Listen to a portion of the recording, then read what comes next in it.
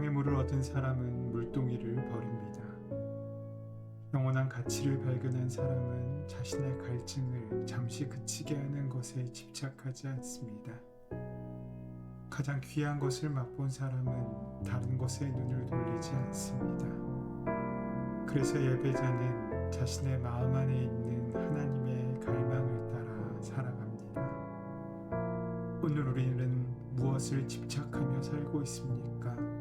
다시 목마를 영원할 수 없는 것들을 향한 집착에서 벗어나 하나님을 향한 갈망이 우리에게 있기를 소원합니다.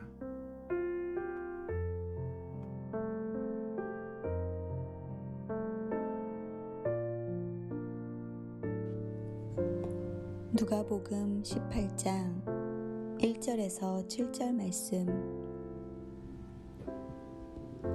예수께서 그들에게 항상 기도하고 낙심하지 말아야 할 것을 비유로 말씀하여 이르시되, 어떤 도시에 하나님을 두려워하지 않고 사람을 무시하는 한 재판장이 있는데, 그 도시에 한 과부가 있어 자주 그에게 가서 내 원수에 대한 나의 원한을 풀어주소서 하되, 그가 얼마 동안 듣지 아니하다가 후에 속으로 생각하되, 내가 하나님을 두려워하지 않고 사람을 무시하나 이 과부가 나를 번거롭게 하니 내가 그 원한을 풀어주리라. 그렇지 않으면 늘 와서 나를 괴롭게 하리라 하였느니라. 주께서 또 이르시되, 불의한 재판장이 말한 것을 들으라. 하물며 하나님께서 그 밤낮 부르짖는 택하신 자들의 원한을 풀어주지 아니하시겠느냐? 그들에게 오래 참으시겠느냐?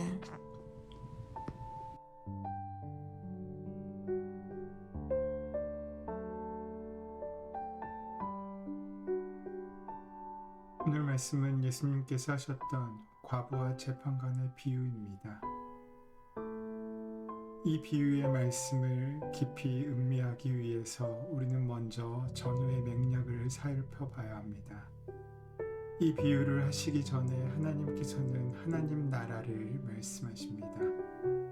이 비유는 이러한 맥락에서 곧 오실 하나님의 나라를 기다리며 용기를 가지고 끝까지 기도하라는 말씀의 빛으로 읽어야 합니다. 하나님 나라는 이 세상과 부딪히는 나라입니다. 빛과 어둠이 부딪히고 선과 악이 부딪힙니다. 사랑과 미움이 부딪힙니다. 하나님의 나라는 이 세상의 방식과 부딪힘으로써 새로운 창조를 일구어냅니다. 새것이 도래해 옛것을 무너뜨립니다. 비유하는 재판관은 옛 세상에서 힘을 누리는 하나님을 두려워하지 않고 사람을 무시하는 거만하고 힘있는 사람입니다. 과부는 새로운 나라의 올바른 법도를 기다리는 사람을 대변하고 있지만 옛 세상에선 억울한 사람입니다. 그러나 갈망이 있으면 억울한 호소가 통하지 않는 삶의 고단군 가운데도 억울함이 풀리는 매듭이 풀리는 새로운 세상을 발견합니다. 하물며 하나님 나라에 이르려면 더 말할 것이 있겠습니까? 이 이야기의 초점은 이를 변화시킬 수 있는 주체를 제대로 이해하는 것에 있습니다. 최소한 간청할 대상을 제대로 알았다는 것입니다. 오늘 본문 1절에서 예수님께서는 기도하고 낙심하지 말아야 한다라고 말씀하십니다. 이 말씀은 기도하는 것과 낙심하지 않는 것이 따로 떨어진 둘이 아니라 하나라는 것을 의미합니다. 어떠한 악조건에서도 기도하는 것이 곧 낙심하지 않는 비결이고, 낙심하지 않는 삶의 자세야말로 기도입니다. 기도의 초점은 문제가 아닙니다. 기도를 들으시는 하나님이십니다. 하나님께서 하실 일에 대한 갈망이 없다면 우리는 그저 근근히 문제를 견디는 인생이 될 뿐 새로운 은혜 가운데 새로운 존재가 될 수는 없습니다. 우리는 그냥 살아서도 안 되고 더 나은 세상을 이루리라는 꿈을 꾸며 살아야 합니다. 그것이 기도입니다. 주님은 쉽게 절망의 파도에 휩쓸리지 않는 이 여인을 칭찬하십니다. 그러면서 주님은 탄식하듯 말씀하십니다. 인자가 올 때 세상에서 믿음을 찾아볼 수 있겠느냐?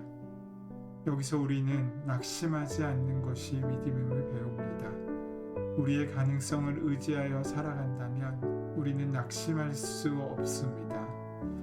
하지만 모든 것을 제자리에 돌려놓으시는 하나님의 신실하심을 믿는다면 우리의 낙심은 힘을 잃을 수밖에 없습니다. 그때가 언제인지 알 수 없지만 그때는 반드시 옵니다. 이것이 바로 우리의 희망의 근거입니다. 하나님께서는 자기의 힘으로 아무것도 할 수 없다고 고백하는 이들보다는 할 수 있는 한 최선을 다한 후에 주님의 섭리를 기다리는 이들의 기도를 더욱 들으십니다. 좋은 세상은 바란다고 오지 않습니다. 그 세상을 향해 나아가려고 혼신의 힘을 다해 한 걸음을 내딛는 사람들을 통하여 이 땅에 옵니다. 주님은 그런 믿음을 찾고 계십니다. 여러분, 주님께서 왜 이 말씀의 맨 끝에 이 말씀을 하셨을까요? 가장 중요한 것은 기도가 믿음과 긴밀하게 관련되어 있다는 사실을 강조하시는 것입니다. 사람들이 조금 기도하다가 금방 그 응답이 없다고 포기하는 것은 믿음이 없기 때문입니다. 하나님께서 반드시 내 기도를 들어주시리라는 확신이 없기 때문에 쉽게 주저앉는 것입니다. 그러므로 좋으신 하나님에 대한 확고한 믿음이 없이는 끈덕지게 기도할 수 없습니다. 믿음 생활도 마찬가지입니다. 우리의 공로는 무엇을 애타게 노력해서 쟁취하는 것에 있는 것이 아니라 은총이야말로 변화시키는 힘이라는 것을 알고 누리는 것에 있습니다. 옛 자아와 제도와 종교의 패러다임으로는 도무지 이룰 수 없는, 실망하지 않고 용기를 가지고 기도할 수 없게 하는 그 문제에 묶이지 않고 믿음으로 기도하시기를 바랍니다. 새로운 하나님의 나라가 임하실 것이라는 희망을 담고 기도하십시오. 끝까지 간구하십시오. 하나님의 마음을 움직일 수 있는 가장 좋은 방법은 끈질기게 기도하는 것입니다. 얼마간 기도했다가 응답이 없다고 포기하지 마십시오. 불의한 재판관도 끈덕진 과부의 간청에 못 이겨 도와주고 말았는데 좋으신 하나님은 하나님의 자녀들이 끈질기게 기도할 때 더욱 그 기도를 들어주지 않으시겠습니까? 여러분, 더욱더 중요한 것은 기도하되 믿음을 가지고 기도하는 것입니다. 우리는 어리석어서 어떤 길이 좋은지 모릅니다. 그러나 하나님은 모든 것을 알고 계십니다. 믿음을 가지고 끈질기게 기도하면 하나님께서는 가장 좋은 길로 우리를 이끄실 것입니다. 그러므로 포기하지 마십시오. 낙심하지 마십시오. 하나님만 바라십시오. 하나님을 갈망하십시오. 갈망하는 그 마음으로 사십시오. 그 기도는 반드시 이루어질 것입니다. 은혜 주님, 억울하고 고통 많은 세상에 오시옵소서. 우리만의 문제를 넘어 우리의 귀가 세상의 고통을 향해 열리게 하여 주옵소서. 그날을 기다리며 끝까지 기도합니다. 저희의 믿음과 용기를 사용하여 주옵소서. 정의가 강같이 흐르는 하나님의 나라가 이 땅에 오기를 소원합니다. 억울함과 부당함이 없는 모두 함께 더불어 사는 나라가 이 땅에 오기를 소원합니다. 그 나라를 위하여 끝까지 용기를 내고 끝까지 기도하며 끝까지 하나님만 바라는 갈망의 믿음이 우리에게 끊어지지 않도록 이끄시고 함께하여 주시옵소서. 주의 은혜가 함께하실 줄 믿사오며 예수님의 이름으로 기도드립니다. 아멘.